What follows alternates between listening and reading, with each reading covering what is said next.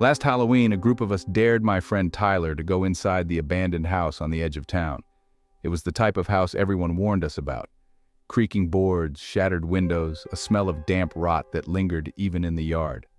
But we were in high spirits, riding on the thrill of Halloween night, and Tyler, the youngest of our group, never turned down a dare. We watched him walk up the steps, hesitating only for a moment before pushing the door open. A chill seemed to slip from the doorway as he stepped inside, and I caught a glimpse of the darkness inside the house. It felt like the entire space was absorbing the light, like it was swallowing up anything bright or warm. The door creaked shut behind him, but we left it ajar, waiting for him to come back out with a grin, telling us he'd done it. Minutes passed, then more, and Tyler didn't return. Someone whispered that maybe he was just trying to scare us, hiding out in one of the rooms. But something gnawed at me, a kind of pull to check on him. So I took a flashlight and stepped inside, the others following behind. The house was dead silent except for our footsteps. Dust swirled in the narrow beams of our flashlights, and the rooms seemed stretched, their walls looming taller than they should have been. We called his name, our voices falling flat against the silence, as if the air in the house didn't carry sound quite right. We searched room by room, peering into the decayed remnants of a life long abandoned. In one of the upstairs bedrooms, there was a trail of footprints in the dust, leading to a closet door that stood slightly ajar. I felt a sense of dread growing, but I pulled the door open anyway, half expecting Tyler to jump out, laughing. Instead, the closet was empty except for a strange, narrow doorway in the back wall, as if it had been hastily sealed up and then broken open again. The footprints led right through the opening. We squeezed through, one by one, and found ourselves in a hidden hallway, narrow and dark, the walls covered in some kind of faded wallpaper that seemed to twist and writhe in the dim light. We kept calling out to Tyler, our voices growing louder, almost frantic, but there was no reply, just that horrible silence. At the end of the hallway was a door, and we gathered around it, listening. From inside, there was a faint scraping sound, like something being dragged across the floor. I pushed the door open, heart pounding, and saw Tyler standing in the middle of the room, facing away from us. The room was empty, just bare wooden floors, walls, and a single cracked window. But something felt wrong about how he stood, his head tilted as if he were straining to listen to something far away. One of us shouted his name, and he turned, slowly, to face us. His eyes were open wide, but they seemed glazed over, unfocused, like he was looking through us rather than at us. Before we could react, a shadow moved behind him, a figure we hadn't noticed before, tall and impossibly thin, with arms that seemed too long, extending down to brush the floor. Its face was hidden by a dark veil, and its movements were so silent that it felt like it wasn't moving through the room, but rather shifting in and out of the walls themselves. We tried to pull Tyler away, grabbing his arms, but it was as if he was anchored to the spot, held by some invisible force. The figure reached out, its long, spindly fingers hovering just above his shoulder, and I swear I saw a faint smile under that veil, though it didn't seem like it had a face at all. Panic set in, and we pulled harder, desperate, but Tyler wouldn't budge. The figure's hands rested on his shoulders, pulling him closer, his body starting to sway as if he were under a trance. Suddenly, he took a step backward, toward the figure, and it was like something had snapped. The lights from our flashlights began to flicker, casting the room in and out of shadow. And then, as if by instinct, we let go of Tyler and stumbled backward, our grip slipping as the shadows swallowed him up. In an instant, the room was empty. The figure, Tyler, both were gone. We stumbled out of the house, barely able to breathe, our minds reeling. We spent hours looking, calling his name, shining flashlights into every dark corner, but there was nothing left of him. It was as if he'd never been there. The police were called, but they found no trace of him inside the house, just old boards and dust, not a single footprint in sight, even in the closet. The hallway we'd gone through was gone, and the room where we'd seen him was just an empty storage space, long sealed shut. They said he must have run off, but we knew better. Something in that house had taken him, hidden away in a place we couldn't reach, a place that only appears when it's looking for someone. We don't talk about it, not really, but I still drive by that house sometimes, looking for any sign of him. It's been boarded up since, and no one goes near it. But every Halloween, there's a faint light in the upstairs window, just a flicker, like a candle. And each time, I swear I catch a glimpse of a figure standing there watching, waiting for someone else to walk inside. Last Halloween, a group of us decided to explore an old, abandoned farmhouse on the outskirts of town. We'd heard stories since we were kids about the house being cursed, and now, as teenagers looking for a thrill, it seemed like the perfect adventure. The farmhouse was falling apart, leaning under the weight of years of decay and neglect. We forced our way inside, laughing, our flashlights sweeping through rooms covered in dust and spiderwebs. It was obvious no one had set foot inside for ages, but something about the place had a strange kind of energy, like it had been waiting for us. In the back of the house, we found a book, ancient-looking, bound in leather with brittle, crumbling pages. It sat alone on an old table, as though it had been placed there intentionally. Its cover was inscribed with strange symbols that none of us recognized. Without thinking, we opened it. The pages were covered in unfamiliar language, the letters jagged and angular, as though the words themselves were holding something sharp and dark. We passed the book around, each of us reading a line aloud, half laughing at our terrible pronunciation, but feeling an odd sense of satisfaction in the ritual. I felt a sudden pulse, something like an electric shock, but no one else seemed to notice. We left the house soon after, feeling accomplished in our strange discovery. But the night was only beginning. As we walked home, an eerie silence settled over the streets. The sounds of distant Halloween laughter seemed to fade, replaced by stillness. Lights in houses dimmed, and I had this sense, almost a physical pull, to look back toward the direction of the farmhouse. My stomach twisted. The place seemed to pulse, the darkness around it growing deeper, more alive. The next day, the first child went missing, a little girl from the next street over. Her parents swore they'd tucked her in for the night, only to find her bed empty in the morning. Panic began to spread through town, but none of us connected it to the book. Not yet. 2 more children vanished that night, and then 3 the next. A strange fog began to roll in each evening, clinging low to the ground and seeping into the streets, thick, gray, and swirling. People stayed indoors, locking their windows and doors, but it didn't help. Each morning, more children were gone, their beds empty and sheets cold. Parents searched frantically, but there were no leads, no clues, just an eerie sense that they had been taken by something that didn't leave traces. The book started to change too. One of us brought it home that night, and when we opened it, the once faded symbols now looked freshly inked, like they'd been written only moments before. New words had appeared on the pages too, in a language none of us knew, but somehow could almost understand. Images of figures draped in rotting fabric appeared, dark eyes empty, hands outstretched towards small shadowy forms. It dawned on us, horribly, that these weren't just illustrations. They felt like a warning. The fog thickened each night, and the whole town was shrouded in a gray, muffling silence. Through the haze, some said they saw them. 3 figures, their bodies twisted and hunched, cloaked in decaying rags that drifted in ways that defied the night breeze. Parents reported hearing whispers outside their children's windows, murmurs that grew louder and sharper as the night wore on. And always, by morning, another bed would be empty. We knew we'd started this, but none of us could say it out loud. We tried to destroy the book, burning it, burying it, even throwing it in the river, but every morning it was back on that same table in the farmhouse. No matter what we did, the book was there, as if waiting, open to pages filled with more horrible images, images of children surrounded by the decaying figures, hollow-eyed and trapped in a swirl of dark fog.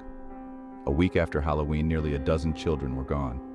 The fog lifted suddenly, just as quickly as it had appeared, and the sounds of everyday life slowly returned to the town. Parents locked their doors each night, vigilantly watching their children, but we all knew it was over. The fog had taken what it wanted. The book, too, vanished from the farmhouse, leaving only an empty table and the faint smell of burning wax. No one ever found it, but the townspeople knew better than to search for it. We never spoke of it again. Our group splintered, each of us haunted by the memories of that Halloween night and the children who never came back. Last Halloween, my friends and I decided to make the most of the night by going trick-or-treating, even though we were well past the age when most kids hung up their costumes. It felt nostalgic, roaming the quiet streets of our neighborhood, laughter and playful screams mixing with the crunch of fallen leaves underfoot. We dressed up as a ragtag team of classic horror movie villains, Freddy, Jason, and Chucky, while I opted for a ghostly figure, complete with a sheet and eye holes. The night began with excitement. The moon hung low and bright, illuminating the path ahead. Houses lit up with orange and purple lights, and the smell of pumpkins filled the air. We knocked on doors, collecting candy while chatting about old Halloween tales and ghost stories. The first few streets were alive with other costumed kids, the sound of laughter ringing through the cool night.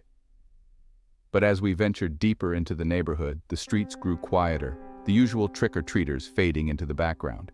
I started to notice someone following us, lurking at the end of the block each time we stopped. At first, I thought it was just another kid in a costume, but they always stayed at a distance, watching from the shadows.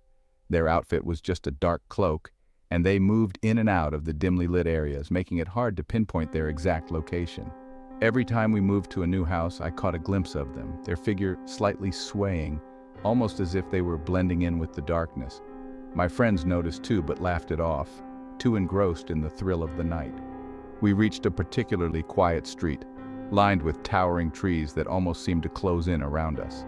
I suggested we turn back, but everyone wanted to continue. As we approached a dilapidated house, the oldest in the neighborhood, the figure emerged again, closer this time. My heart raced as I glanced over my shoulder, just catching sight of a shadow slipping between two trees. Panic began to seep into my thoughts, but I didn't want to ruin the fun for everyone else. We knocked on the rickety door, which creaked open to reveal a dark interior. Just as we were about to step inside, a flicker of movement caught my eye. The figure stood across the street, partially hidden behind a tree. They weren't wearing a mask, just an empty hood. In a burst of adrenaline, I grabbed my friends and we ran. We zigzagged through yards, jumping fences and ducking behind hedges, the thrill of the chase sending us into a frenzy. Laughter turned into gasps, and gasps morphed into fear as we realized we weren't alone. With every corner we turned, the figure seemed to be right there, never too far behind, but always just out of reach. I urged my friends to keep going, but fatigue began to set in. We ducked into an alleyway, breathless and panicking. We took a moment to gather ourselves, huddled together. Just then, we heard a rustle from the entrance of the alley. The figure had found us. My friends and I exchanged terrified glances, our minds racing as we tried to plan our next move. Before we could think, we sprinted down the alley and out into the street where the distant sounds of Halloween festivities echoed like a siren song. When we finally burst out onto a busier street, the figure vanished into the shadows, leaving us shaken and breathless. We made our way back to our neighborhood, hearts pounding and laughter now tinged with nervousness. As we neared my house, I turned back one last time. There, standing at the edge of the trees, was the figure once again, watching silently. I hurried inside, locking the door behind me. I didn't dare look out the window. We decided that night would be our last hurrah for trick-or-treating. The thrill of Halloween turned into an unease that I couldn't shake off. No one talked about it afterward, but each of us felt it, that lingering gaze from the shadows. The next day, the news reported strange happenings in our neighborhood. A missing person, last seen on Halloween night. My heart sank as I remembered the figure watching us, wondering if we had narrowly escaped something much darker than the night itself.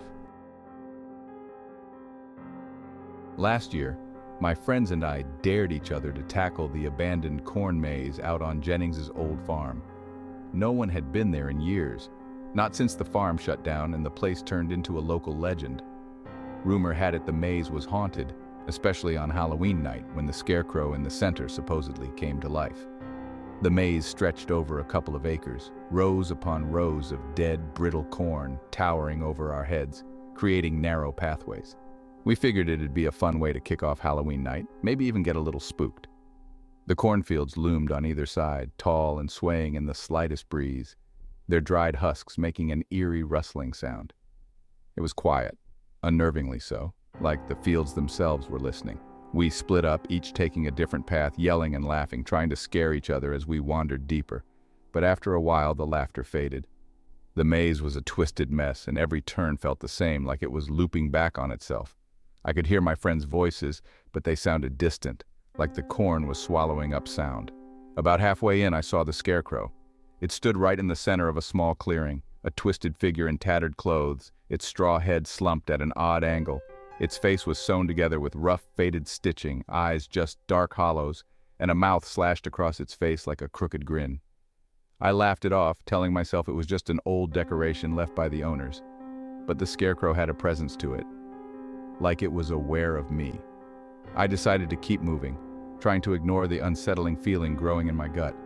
But then I started hearing rustling sounds that didn't match up with the wind, footsteps that seemed to come from just beyond the rows of corn. Whenever I turned, the noise would stop, only to start up again somewhere else, closer. I tried calling out for my friends, but no one answered. The maze was darker now, shadows pressing in around me, my flashlight barely piercing through the gaps between the stalks. And then I saw the scarecrow again, this time standing at the end of the path I'd just come down. It was closer than it had been before, its head now tilted to the other side, one arm raised slightly, like it was pointing towards something.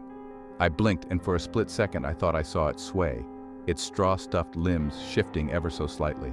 My heart pounded as I tried to rationalize it, chalking it up to my imagination. But as I stumbled down another path, the scarecrow appeared yet again, blocking the way forward. Its mouth seemed to have widened, the stitching fraying at the edges, as though it were smiling just a bit wider. I backed away, and as I did, I caught sight of something moving in the corn to my right. A dark shape, low and fast, slipping between the rows, keeping pace with me.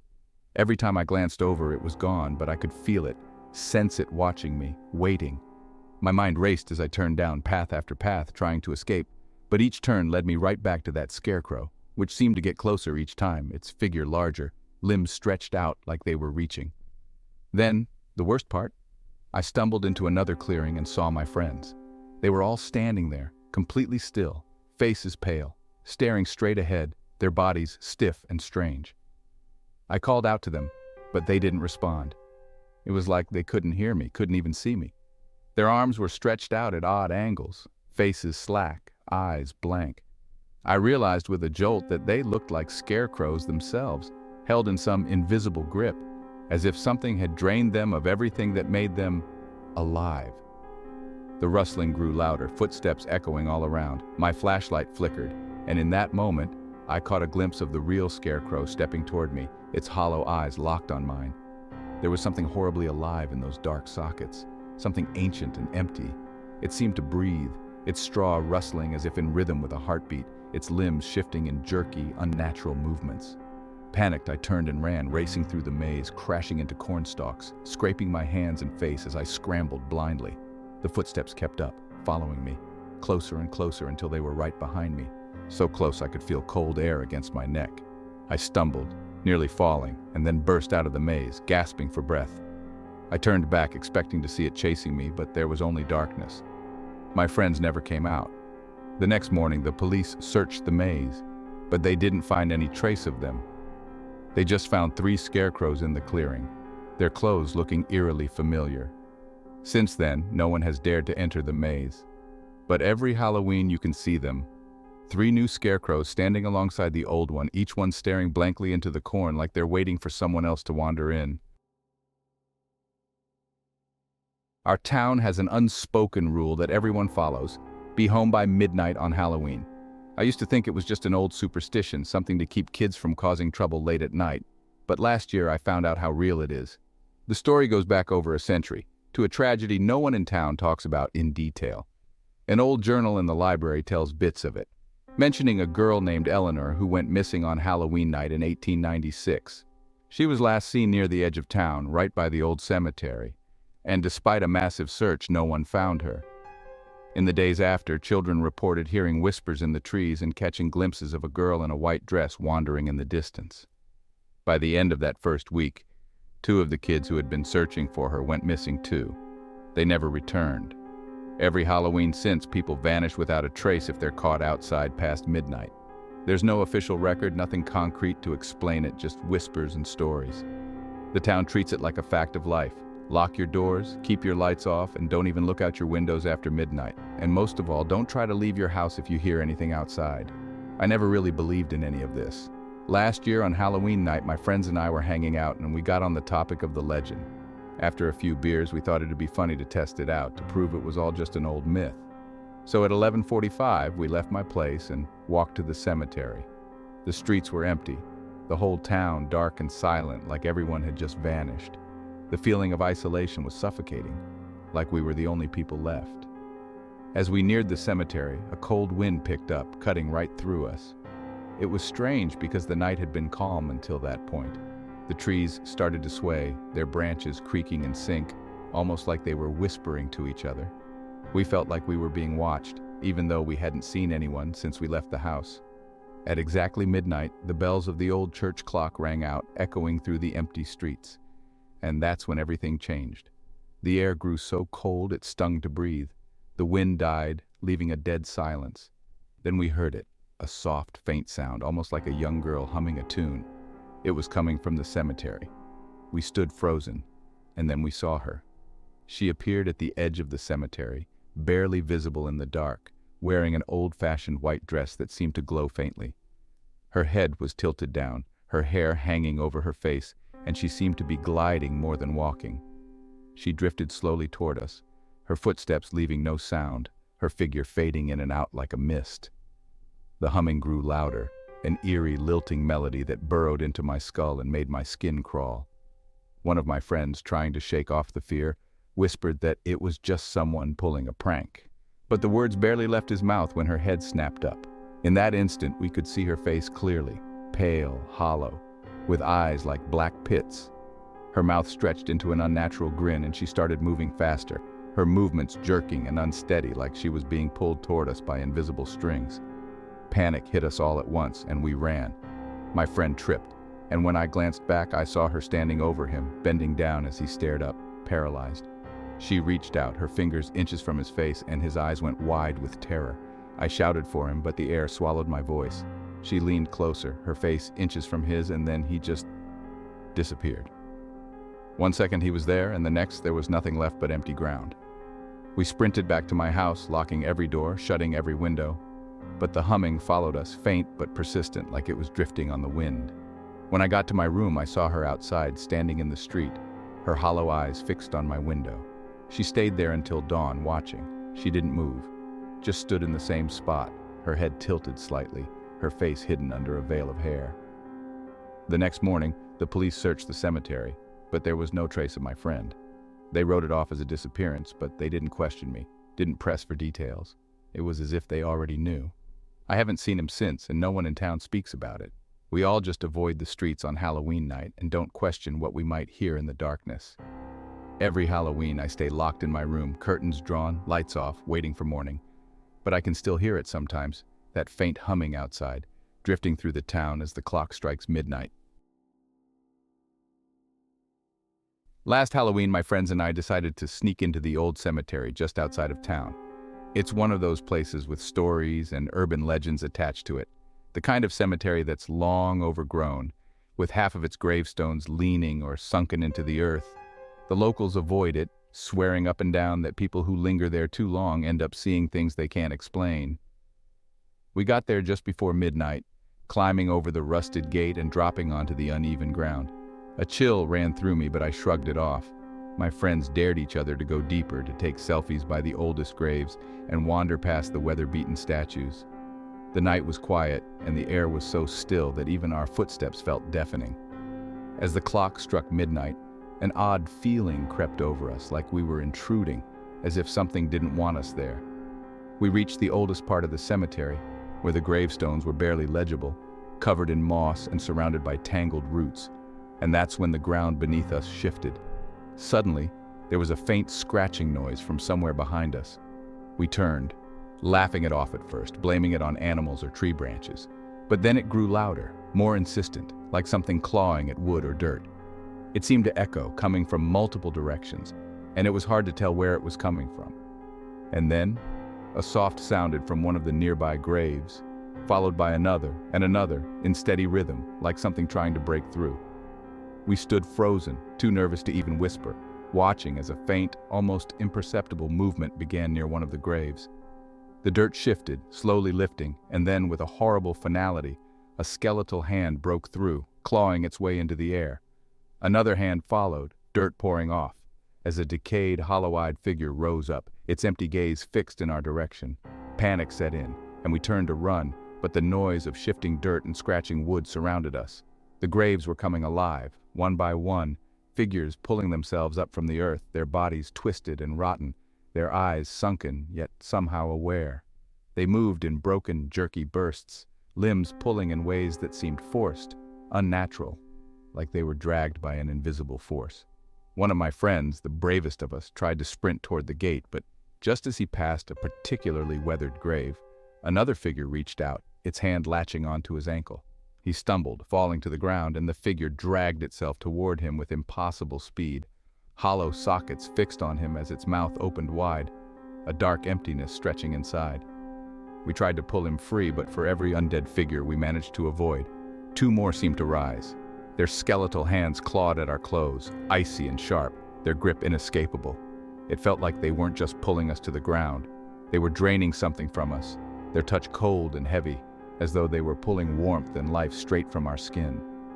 Another friend stumbled and was pulled down, his face frozen in horror as one of the figures leaned over him, its mouth wide and yawning, hollow but somehow drawing closer, like it was inhaling something from him, taking his very breath.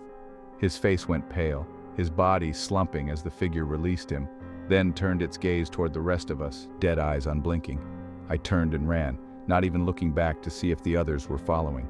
I could feel their cold presence, a kind of energy that pressed in, drawing nearer with each step. I stumbled my way back to the gate, the entire cemetery seeming to close in around me, the noise of scratching, clawing, and dragging filling my ears, coming from everywhere, like the whole cemetery was waking up. When I finally made it over the gate, I collapsed on the other side, and when I turned, the cemetery was still again. The noise had stopped, the figures were gone, and there was nothing but the shadows of the graves. I waited, hoping to see the others emerge, but no one else came out. Eventually, I ran, the silence stretching behind me, an eerie finality to it. The police found nothing when they searched the next day, just a few open graves as if animals had dug through the dirt. They never found any sign of my friends, but I know what I saw. It's been a year, and I still have nightmares of those hollow eyes, of that cold, unyielding grip, and of the figures pulling themselves from the ground as if they'd been waiting for us. I'll never go near that cemetery again, and I've stopped going out on Halloween. Last Halloween, a popular paranormal TV show called Spectre Seekers did a live investigation from the infamous Lyle Manor. For years, people had reported hearing footsteps, voices, even sightings of shadowy figures. The producers hyped it up as a night of real horror, and they had a huge audience ready to watch. The show started with the typical setup: night vision cameras, EVP recorders, the host giving a spooky background story about the house. Lyle Manor had a dark history, a brutal murder-suicide from the late 1800s, and every owner since then had either vanished or fled, claiming it was haunted by more than just echoes of the past. The Spectre Seekers team went room by room, doing the usual routine, talking into the darkness, waiting for a reply. They split into pairs to cover more ground, each group live streaming their experience to the main feed. For the first hour, it was fairly uneventful, with some unexplained noises and cold spots. But then, around midnight, they decided to hold a seance in the main parlor, using an old Ouija board they'd brought specifically for the show. They dimmed the lights, set up candles, and the host and two team members gathered around the board. They started asking questions, moving the planchette across the board slowly, their hands resting on it. The rest of the crew watched, cameras rolling, lights dimmed to add to the atmosphere. Suddenly, the board seemed to come alive, the planchette gliding smoothly from letter to letter, spelling out something unintelligible but fast, faster than they were moving it. The crew started looking a little rattled, but they kept going, egged on by the excitement of the moment. The words on the board began to make sense, but they didn't repeat them aloud. The viewers at home were starting to notice the change in tone. The once confident hosts and crew were visibly shaken, their eyes darting around, unsure of what was happening. Then, one of the cameramen in the back was gone, just gone. He'd been holding the camera steady, filming over the shoulders of the team. And then, in the next frame, his camera dropped to the floor, its lens cracked. They found his flashlight flickering on the floor next to it, but there was no sign of him. Confused, the host picked up the camera, trying to keep the show going, making excuses on air, saying it was a planned scare. But his voice sounded tense. They continued the session, and as the questions grew more intense, another crew member disappeared. This time, he was sitting at the board, right next to the host. 1 second he was there, fingers on the planchette, eyes locked on it with the others. Then, his chair was empty. The people watching live could hear the clatter as the planchette dropped to the floor, moving on its own, as though whatever force was in the room hadn't noticed it was no longer being guided. The show's producers tried to cut the feed, but it kept streaming, the camera seemingly filming on its own. Each remaining person looked dazed, as if in a trance, wandering through the house as if they didn't recognize it anymore, calling out for each other in desperate whispers. But every few minutes, another crew member would vanish. One near the attic stairs, another by the basement door, the camera picking up only a blurred movement before static briefly took over the screen. Viewers reported that the last 20 minutes of the feed were the worst. The remaining few had dropped any pretense of professionalism. They just wanted out. The remaining camera, now left on the ground in a hallway, caught the final moments in one long, fixed shot. The last crew member stumbled down the hallway, looking over her shoulder, her face pale, eyes wide. She tripped, falling into the frame, and crawled toward the camera. Just as she was reaching for it, something dark and indistinct appeared behind her, blotting out the candlelight with a looming shape. The screen went dark, ending the feed. No one from that night was ever found. The show's channel took down all traces of the footage, and the station claimed it was just a publicity stunt gone wrong. But hundreds of people who were watching live reported strange things afterward. Some swore they heard whispers coming from their screens, while others claimed their lights flickered in sync with the final moments of the stream. Months later, rumors started circulating that Lyle Manor had closed up tighter than before. The gates chained, windows sealed. The police refused to let anyone back in. Those who've peeked through the gate at night claim they see flickers of candlelight from the parlor, a faint outline of figures around a table, hands pressed to a forgotten board, waiting. Last Halloween, my buddy, let's call him Tom, decided to go all out with his costume. He wasn't a huge Halloween fan before, but for whatever reason, he decided that year to try something creepy. He told me he'd found an old clown costume at a thrift store, complete with face paint that looked like it had been sitting in a basement for decades. The face paint was this strange, greasy stuff, but Tom shrugged it off, figuring it was just old. We met up at his place before heading to a party. I barely recognized him when he opened the door. The makeup was done up in this weird, elaborate pattern, with a jagged smile and circles around his eyes that made him look hollow and wild. I assumed he'd looked up some tutorial or just had a hidden talent for it, but he swore he'd done it without any guide. The makeup was strange, thick and glossy, giving his face an eerie sheen under the lights. At first it was funny.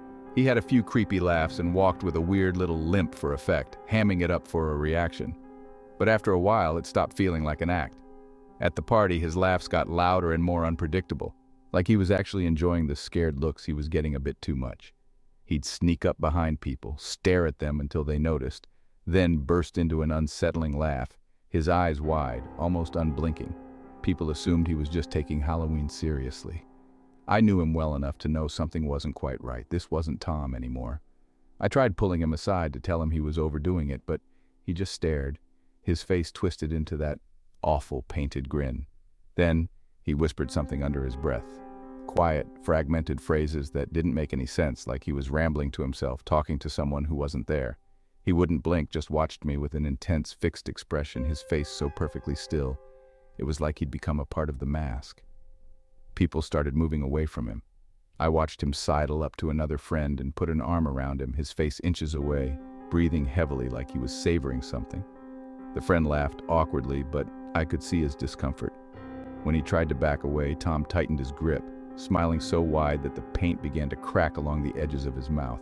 Our friend finally pulled away and walked off, throwing me a look that said. After a while, Tom began pacing around the party, muttering under his breath, making strange little whimpers and growls. He'd lurch toward people and then back away as if he were having a battle with himself. I tried to get him to come outside, telling him maybe we should call it a night, but he just tilted his head and gave me this unblinking stare, his face frozen in that painted grin. He was barely recognizable, his real expression buried somewhere beneath the makeup. The party was winding down and Tom had moved over to the far end of the room, staring at a mirror. I caught sight of his reflection. It was his face, but the eyes staring back didn't look like his. They were intense, almost feverish, with a kind of hunger that made my skin crawl. He started whispering to himself again, so softly that I could only catch bits and pieces. It sounded like a back-and-forth argument, as if he was responding to something only he could hear. His voice rose in pitch, his whispers turning into strange giggles that echoed off the walls. As the last people left, I realized we were the only two still there. I told him it was time to go home, but he didn't respond. I reached out to shake his shoulder, and his whole body went stiff. He turned to me, eyes still wide, his painted smile stretching even further, as though the grin was taking over his whole face. He didn't move for a few seconds, just stood there, staring. I took a step back, genuinely afraid now. That's when he lunged. He tackled me to the floor, his face inches from mine, laughing this strange, choking laugh, his eyes wild, unfocused. He was muttering about finishing the act, about one final trick. I felt his fingers tighten on my shoulders, his breath hot and fast, as he started rocking back and forth, giggling to himself. Finally, I broke free, shoved him off, and ran out of there. I didn't see him for a few days after that. His family called me, worried because he wasn't responding to any calls or messages. I went over to his apartment, knocked, and finally went in. I found him sitting on the floor, the clown makeup still smeared across his face, but his eyes were blank, his skin pale. He was just staring at the wall, mumbling in that same fractured tone, eyes glazed over. His family took him to a doctor, and they diagnosed him with some kind of severe breakdown. Last I heard, he still isn't the same. Some days he's lucid, but most days he just stares off into space, muttering to himself, his fingers twitching as if he's tracing the outlines of that painted grin. His family threw out the clown costume, but every Halloween he finds some way to smear on the makeup again, no matter where they hide it. Last Halloween, a friend threw a big party at her house. She'd gone all out with decorations, fog machines, strobe lights, the works. The place was packed with people in costumes, laughing, drinking, dancing. The atmosphere was perfect.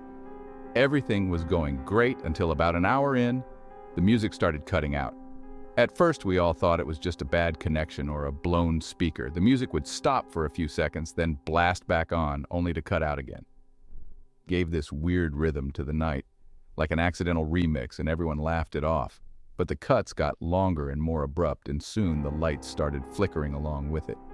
The first time the lights went out for more than a second, the room got this heavy, quiet stillness. When they flickered back, a few people laughed and pretended to be scared, but you could tell it was starting to feel off. There was this strange rhythm to it, the lights dimming, the music stuttering, almost like there was some pattern or design behind it. Each time the lights cut out, the silence in the room grew. People were glancing around, faces barely visible in the strobing lights. Then everything cut out at once, pitch black. We stood there in total darkness, the house utterly silent, waiting for the lights or music to come back. But instead, we heard something else. A sharp splintering noise, like glass shattering, followed by a startled gasp. We waited, barely breathing, straining to make sense of what was happening. Another crash rang out, louder this time, followed by a scream that cut off almost as soon as it started. In the darkness, you could feel the crowd tightening, everyone frozen, confused. But then came another smash, another scream, as if someone was being yanked back into the pitch black. The sounds were random, happening all around us. There was no way to tell where it was coming from, like the whole room was splintering apart. We only had the noises to guide us. Plates breaking, a low thump, the scrape of something heavy moving across the floor.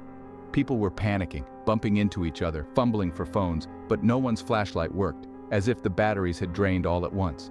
Everyone was whispering, calling out names, each voice barely a whisper, strained, terrified. Another crash, another scream cut short. With each sound, it felt like there were fewer of us, like the room was somehow swallowing people one by one. The darkness felt alive, closing in on us. I stumbled, nearly falling as I reached out, hoping to grab onto someone, anyone.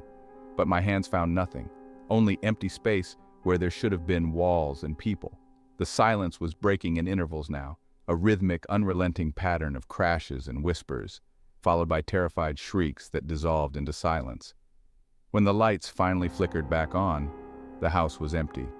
Broken plates littered the floor, chairs overturned, decorations shredded with remnants of costumes scattered like someone had emptied a closet. But there were no people. No friends, no strangers, no one. I stood there, alone, staring at the mess around me, my heart pounding. The police never found any trace of the others. It was like they'd vanished without a trace, leaving only scattered belongings and shattered glass. I don't know what happened in that dark or what took them, but I'll never go to another Halloween party again. Last Halloween, my grandma's care home decided to throw a little party for the residents. It was simple stuff, mostly decorations and treats, a few goofy costumes, with the staff dressed up as vampires, witches, all the usual Halloween cliches. My grandma had always been sharp and kind, though she'd been struggling with her memory lately, so we figured this would be a fun distraction for her. The night started off normal.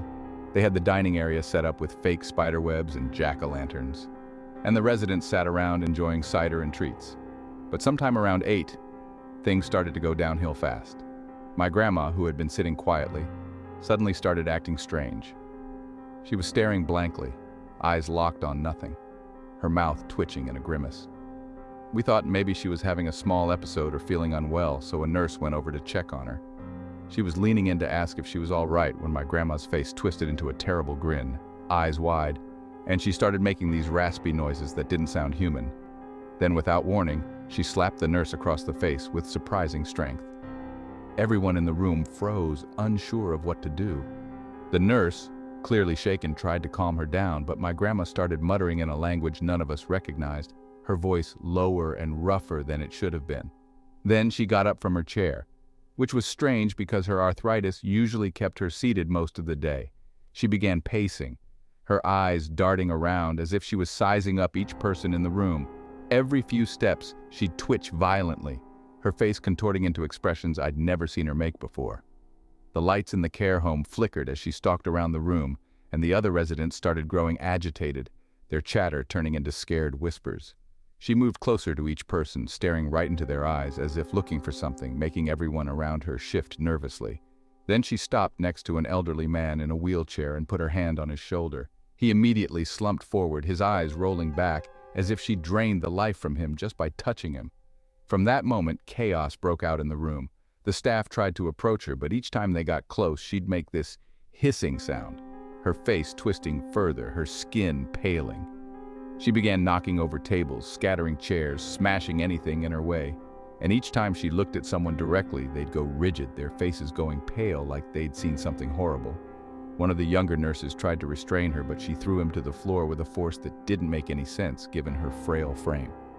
As he lay there, dazed, my grandma bent over him, breathing heavily, and he began convulsing, his eyes wide with terror. She didn't touch him, just stood over him, watching as his face contorted in fear.